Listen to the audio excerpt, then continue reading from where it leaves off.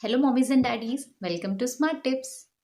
दोस्तों, आज हम बात करेंगे डायपर रैश के बारे में कि डायपर रैश क्यों होते हैं एंड इसे कैसे ट्रीट किया जाए। आइए जानते हैं। ऐसा नहीं है कि ये रैशेस सिर्फ उन बच्चों को होते हैं जो रेगुलरली डायपर्स में रहते हैं, बल्कि जो क्लॉथ नैपीज यूज़ कर रहे हैं उन्हें भी होते हैं। तो आइए हम जानते हैं कि ये डायपर रैशेस होते क्या हैं। बच्चों का वो एरिया जो डायपर या फिर नापी से कवर्ड रहता है, उस एरिया में अगर आपको रेडनेस दिखती है या फिर छोटे छोटे दाने दिखते हैं या फिर वो एरिया स्वेल हो गया होता है, तो आपको समझ लेना चाहिए कि आपके बच्चे को डायपर रैश हो चुके हैं।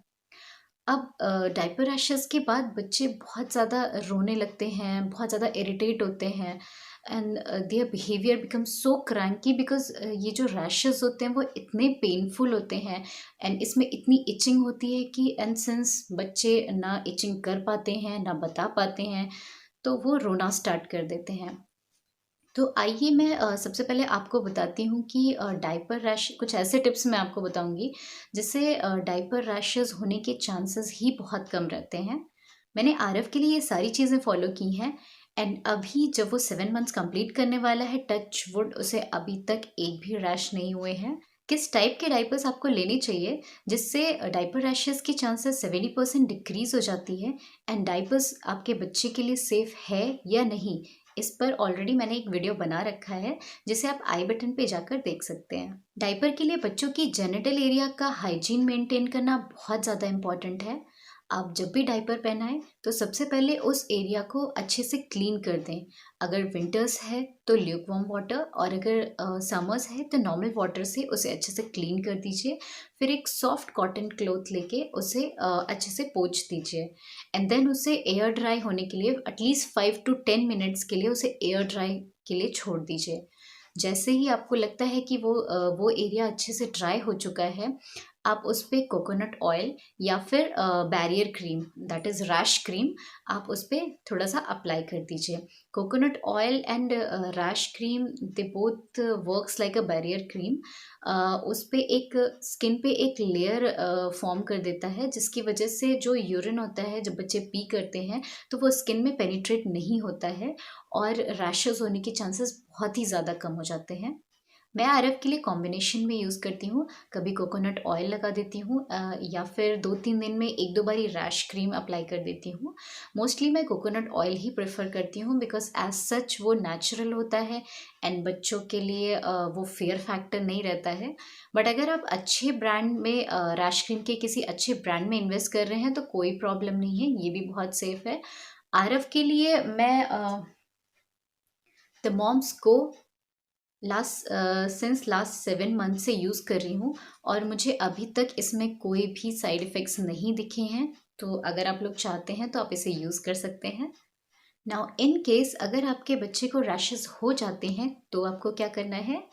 वैसे तो आरव को एक बार भी रैशेस की प्रॉब्लम नहीं हुई है अभी तक, बट एक बार मैंने उसके उस डायपर एरिया में हल्की सी रेडनेस देखी थी, तो मैंने उसे तुरंत ट्रीट कर दिया था एंड विद इन 2 आवर्स वो नॉर्मल हो गई थी। Friends, the products which I'll show you in this video, I myself is using it on my child and I haven't seen any side effect on him till now. मैं आपको वही चीज़ें बताती हूँ जो मैं खुद, जो मेरा अपना एक्सपीरियंस है, जो मैं खुद अपने बच्चे पर ट्राई करती हूँ। सबसे पहले तो stop using diapers till rashes goes off. आप रैश एरिया को खुला छोड़ दीजिए, उसे एयर के कांटेक्ट में आने दीजिए बिकॉज स्किन के लिए एयर बहुत इम्पॉर्टेंट है। अगर आप डॉक्टर के पास भी जाते हैं रैशेस के रिगार्डिंग तो डॉक्टर भी यही बोलेगा कि आप बच्चे को खुला छोड़ दीजिए, उससे उसकी स्किन को ब्रीथ करने दीजिए। वो सबसे बड़ी मेडिसिन है रैशेस को हील अप करने के लिए। तो आप रैशेस को ओपन कर दीजिए और उसके बाद जैसे ही बच्चा पी करता है, आप उसे ल्यूकवार्म वाटर से उसे अच्छे से क्लीन कर दीजिए एंड आप बहुत ही जेंटली उसे क्लीन करिएगा बिकॉज रैशेस बहुत पेनफुल हो जाते हैं बच्चों के लिए। जैसे ही अगर आप टच करते हैं तो उन्हें बहुत पेनफुल रहता है, वो बहुत इरिटेट होते हैं। तो आप हल्के हाथों से उसे क्लीन कीजिए और एक सॉफ्ट कॉटन कपड़े से उसे पोंछ दीजिए। कोशिश कीजिए कि दिन में आप आप 3 से 4 बार ये चीज़ें करें, इससे बच्चों को काफ़ी रिलीफ होगा। और जैसे ही बच्चों की स्किन ड्राई हो जाए, आप उस पर रैश क्रीम अप्लाई कर दीजिए। आप कोई भी रैश क्रीम यूज़ कीजिए, बट मेक श्योर कि उसमें जिंक ऑक्साइड होना चाहिए, because zinc oxide he rashes को हील अप करता है। या फिर सिंपली आप कोकोनट ऑयल भी यूज़ कर सकते हैं। आप कोकोनट ऑयल अप्लाई कर दीजिए और फिर उसे थोड़ी देर के लिए छोड़ दीजिए। 2-3 घंटे में बच्चों को रिलीफ मिलना शुरू हो जाएगा। अगर फिर भी आपके बच्चे को नहीं रिलीफ मिलता है, तो मैं आपको 2 डस्टिंग पाउडर्स दिखाती हूँ। फर्स्ट इज़ योर कैंडिड, या फिर नेक्स्ट इज़ योर माइकोडर्मसी। आप ये दोनों डस्टिंग पाउडर, इनमें से कोई भी आप यूज़ कर सकते हैं। ये रैशेस के ही लिए बने हुए हैं। जैसे ही आप वो एरिया एयर ड्राई करने के बाद आप सिंपली उसे पोंछ दीजिए, एयर ड्राई कर दीजिए एंड उस पर थोड़ा थोड़ा ये डस्टिंग पाउडर स्प्रिंकल कर दीजिए। दिन में 2-3 बारी आप उसे स्प्रिंकल करिए। आपके बच्चे को डेफिनेटली एक दिन के अंदर पूरी तरह से रिलीफ मिलेगा and from the next day only आप डायपर्स यूज़ कर पाएंगे। ये बहुत ही सेफ़ है, बिकॉज़ आरव को मैं नॉर्मली भी वीक में 2-3 बारी ये डस्टिंग पाउडर उसके लिए यूज़ कर लेती हूँ and may be because of that उसे अभी तक कोई रैश के इश्यूज़ नहीं आए हैं डेली रेगुलर डायपर्स में रहने के बाद भी।